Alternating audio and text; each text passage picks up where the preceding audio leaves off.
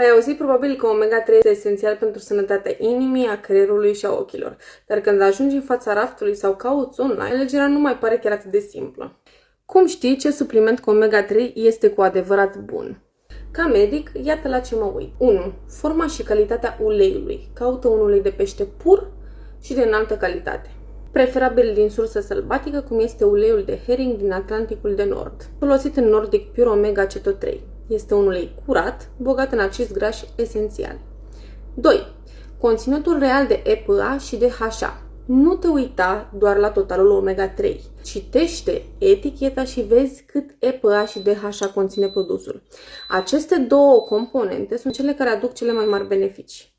Nordic Pure Omega Ceto 3 oferă o doză optimă de 322 de mg de EPA, 322 de mg de DHA și 782 de mg de omega-11, un acid gras rar, acid cetoleic, care ajută organismul să-și producă singur EPA și DHA. Practic, susține eficiența din interior. 3. Fără gust, miros sau efecte neplăcute. Mulți renunță la suplimentele cu omega-3 din cauza gustului de pește sau al refluxului.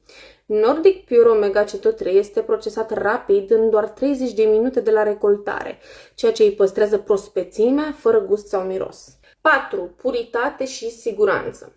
Verifică dacă produsul este testat pentru metale grele, nu conține aditivi sau conservanți.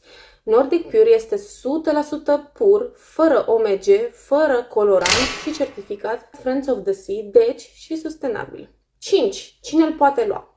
Este potrivit pentru copii peste 3 ani. Este recomandat femeilor însărcinate sau care alăptează. Este util pentru vârstnici, protejează memoria și încetinește declinul cognitiv. Și, desigur, pentru oricine vrea să aibă grijă de inimă, articulații și creier. Nordic Pure Omega Ceto 3 este un supliment complex, echilibrat și sigur pe care îl pot recomanda cu încredere și pe care îl folosesc și eu. Dacă ești în căutarea unui omega-3 complet și eficient, ia în considerare și omega-11, nu doar EPA și DHA. Nordic Pure este unul dintre puținele produse care bifează toate criteriile și aduce un plus prin forma Ceto 3.